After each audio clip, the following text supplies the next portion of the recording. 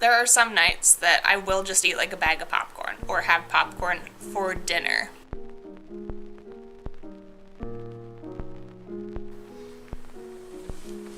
For the last 30 days, I've been trying to eat high protein.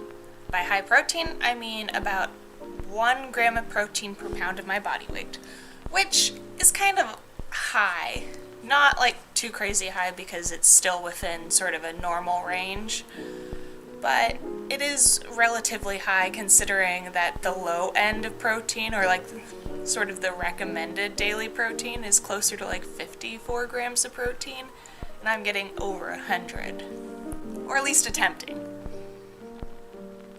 So I've got some notes, but essentially gonna walk you through sort of what my diet looked like during this time, and then pros, cons, yay, nay, results, kinda. So feel free to skip around. So I'm not a big, like, protein eater. I am when I focus in on protein.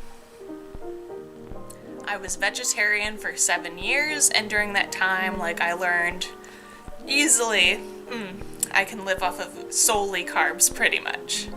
Like, there was not a day that went by where I wasn't just like carb heavy, which, not bad, not saying that's wrong, I'm just saying like that's what it taught me, of like I can happily live off of toast and salads. So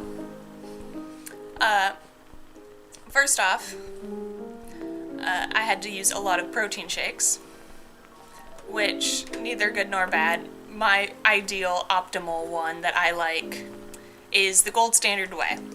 It's the best protein powder that I've tried ever to the date. It is whey, which means that it is derived from dairy. So all you vegans, you know, it's not the best vegan powder. But it has 20 grams of protein for 1 scoop, which is 120-ish calories. And it's very low carb and low fat. A lot of protein powders that I found, especially plant-based ones, are pretty much equal in the carbs and the protein, which kinda, I'm not saying negates it, but it just sort of makes it harder for my goals.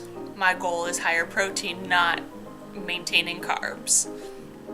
But I usually have that protein powder with something that has carbs in it, like my protein powder over my cereal, or protein powder that's mixed up with water over my cereal. So if I were to do that with a protein powder that also had the same amount of carbs, it and pour it over my cereal, that's super carb heavy. But if I have the whey protein, which is basically just like the derived protein over top of cereal, it kind of balances things out because I'm not drinking the protein shake in isolation. You kind of get what I'm saying? Good.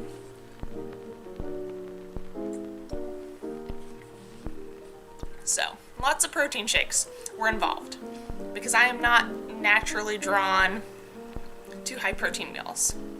Benefit of high protein: not as much snacking.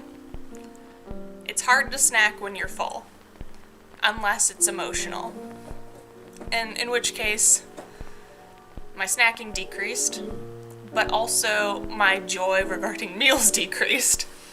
And that is because eating high protein, I try to get the protein in, so I'm eating a lot of, not saying they're mono meals, but they're kind of like separated meals, because it's a lot harder to track the protein if you're having like your chicken in a soup, because there's other components. It's not just chicken. So if you're doing this, I would recommend like do a taco or like a burrito bowl, because your meat is for the most part cooked separate, so you can take your meat, you can weigh it, then you can assemble your taco. But if you're having something like a soup, then you need to like be the one cooking the soup in some ways, if you're like making it homemade, because you have to weigh the chicken, to know how much protein is in, in the chicken, to then be put in your soup and make sure that you're eating that amount of serving or dividing it up properly to know how much protein you're having in that serving. You kind of understand what I'm getting at? So it's easier to eat things in separation. So like have your chicken, have your salad, have your rice, as opposed to having a meal or a dish where everything is in one. Because you just have to track it differently if you're trying to. Now, I didn't really track the best, but my preferred method of tracking when I do more strictly track is MyFitnessPal. I have the paid version of it just so I can scan barcodes, because they used to have that as the free version until this past October.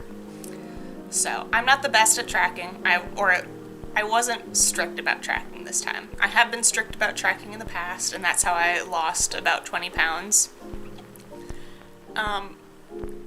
Not so much this time. I'm trying to just get to where I can just sort of live. Have a sustainable method. Tracking sometimes does help. So I ate a lot of canned tuna because it's fairly high in protein. It's about like 40 some grams of protein for one can. I had some canned chicken, which was just like chicken breast in a can. One can was also about 40 some grams of protein. So I was having like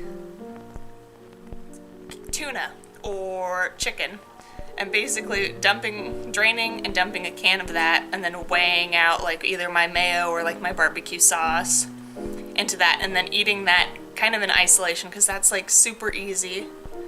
So you can kind of understand like the joy of having a meal is kind of negated by the fact that you're trying to eat such a high protein. And for me, it's like the same thing of when I ate oatmeal every day for 30 days, which that video has never been released. Maybe I'll try it again. But I would eat oatmeal for breakfast. And my biggest complaint was that I couldn't eat lunch that day because I was too full. Or if I did eat lunch, then I couldn't eat dinner because I was too full, and my lunch ended up being so late. It's kind of similar with this of like, I have protein for breakfast. I'm not really hungry for lunch, but I eat lunch because I'm trying to get that protein goal. And then I'm not hungry for dinner, but I still have to eat something to get that protein goal. So it's kind of like this whole weird, I'm not hungry, but I'm having to eat. And a lot of the protein choices that I picked, because they are not plant-based protein, or there are plant-based proteins that I've had throughout the month, it's not. But, tuna. It's a lot of protein for very low calorie, which is great if you're trying to lose weight. I don't really have a lot of weight that I want to lose. I just want to like sort of maintain where I am, maybe a couple pounds lower. But it's just a lot of, when you're eating something with high protein, and I don't know where I'm going with this, but yeah, that's basically where I was at. It's like low calorie, high protein meats, fish, which are fine, but it's like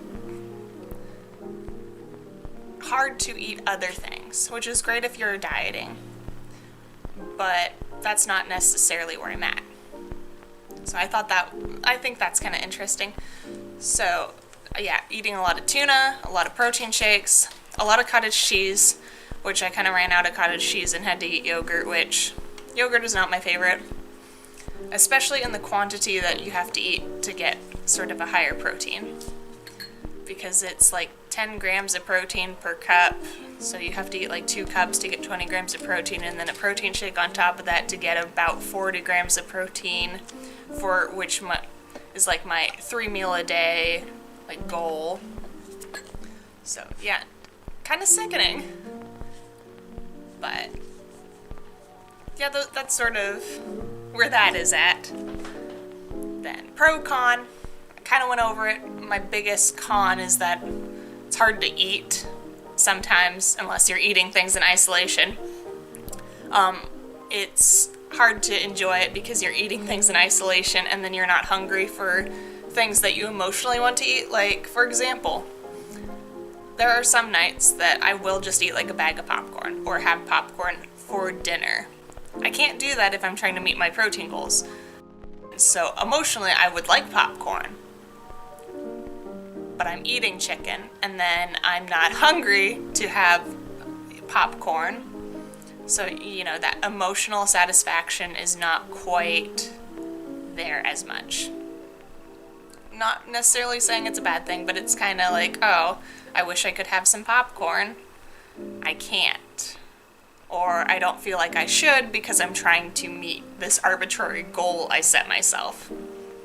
So, that's kind of like con. Pro, no snacking. Pro, not hungry so you feel satisfied throughout the day. So those are, the two biggest pros cons. Results, I did not lose any weight, but I wasn't hard tracking. I wasn't weighing in anything. I weighed in a couple times because that's just sort of what I do. But no weight change.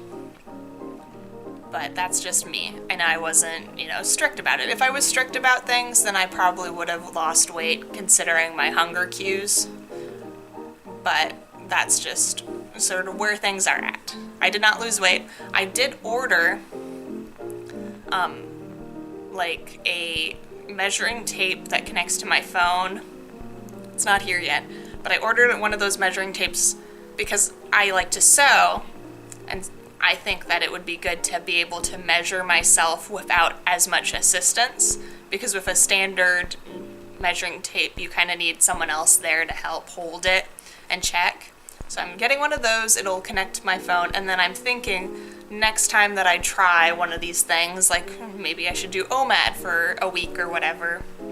30 days is a little bit more reliable because you have a larger pool.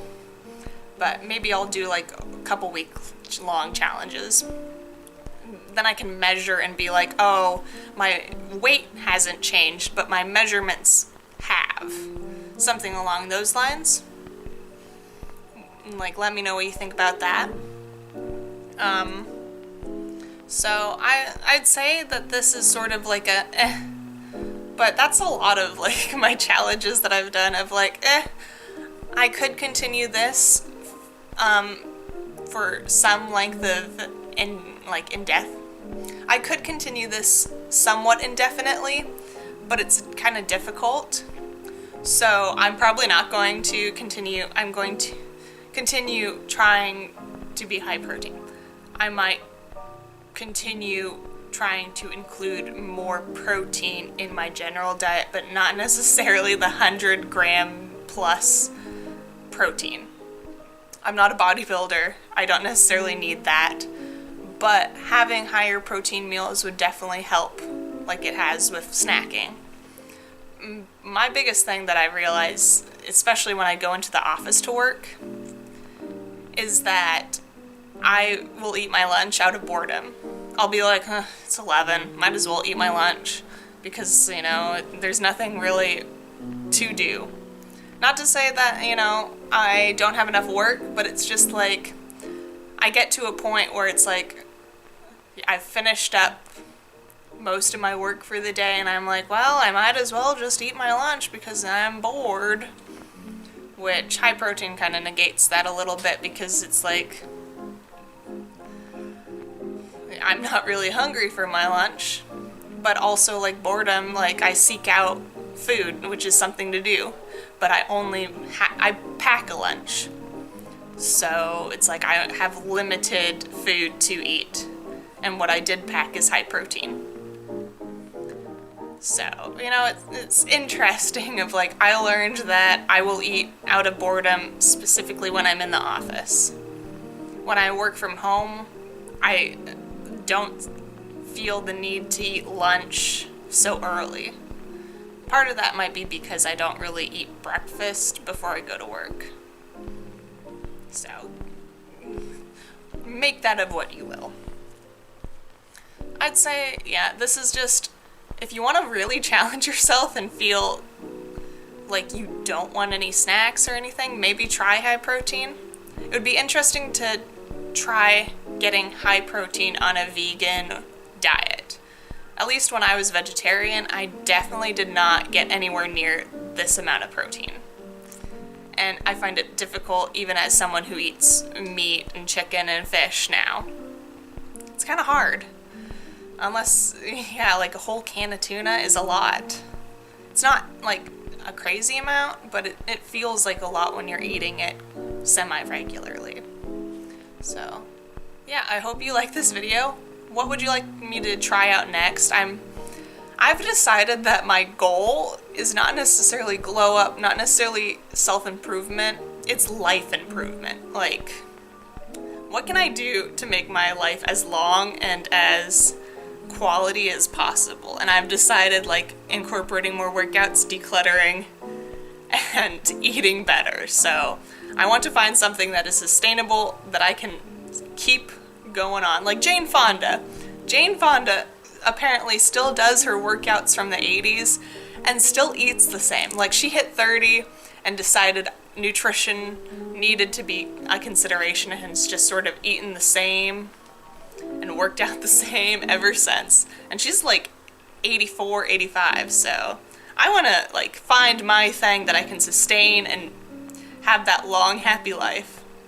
So, thank you so much for watching. I post videos on Saturdays. Have a great day. And I hope you flock and squawk again with me sometime.